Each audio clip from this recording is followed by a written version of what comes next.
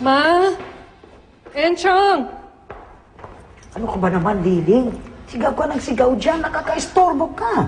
Nasa labas pa kami, nadidinig ka na namin. Bakit ba? Eh, paano si Elaine nawawala? Tapos lahat ng gamit niya sa kwarto, wala din. Abay, what did you expect? Natural. Did you expect her to still stick around after what happened? Kaya naman, sinundan niya si Justin sa Manila. Naku, Diyos ko. Baka anong gagawin ng babaeng yan? Kanina para na siyang nababaliw.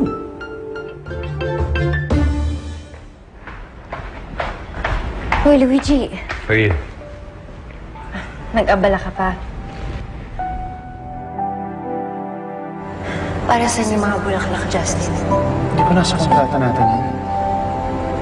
Hindi ba sinabi mo na gusto mo ng bulaklak tuwing MWF? Friday ngayon.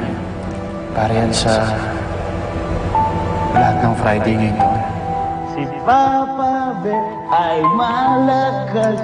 Si Mama Be ay napakaganda. Si Baby Be ay napakaliksi.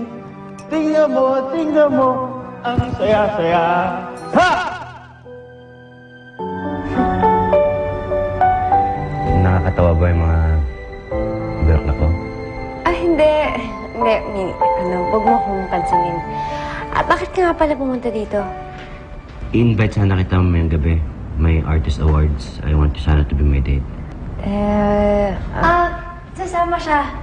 Pati kami, sasama din. Okay. The more, the merrier.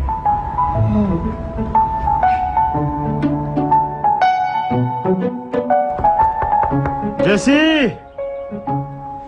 Bossing! Jesse! Boss, parang walang tao eh. Oo nga eh. Ba't di kasi tawagan mo na lang? Ayoko. Gusto ko siya makausap ng personal. Ano ba talaga tatanong mo sa kanya? Ano namang tanong? Tara nga. Dalawa lang eh. Boss, masalubong ko. Tama ba yung naging desisyon ko na magpakasal kay Luigi, Lisette? Ayan ka na naman, Ate Jessie. Wala ka naman mapapalado sa Justin na yun, no? Oo nga ate. Tsaka mayaman din yun. Ikaw talaga mukha kang pera. Teka, ano oras na ba? Baka malate pa tayo. Kailangan natin magbihis, no? Oo, baka may 3 hours night eh. Teka, uy! Kotse ba yun ni Justin? Ay, naku, Ate Jessie. Bakit si Justin lamang may sasakyan na ganyan? Ako, dalian mo naman, kuya. Baka malate kami. Bilisan mo naman ng konti. Justin, thank you talaga at pinagbigyan mo ako dito na umattend ka dito sa Artist Awards, ha? Paano naman ako makakatindi sa'yo? Eh, halos lumuhod ka na sa pakikiusap sa akin. Basta I owe you one. Sigurado kung darating si Luigi dito, no? Oo naman, kasi presenter siya eh. Bakit? Wala.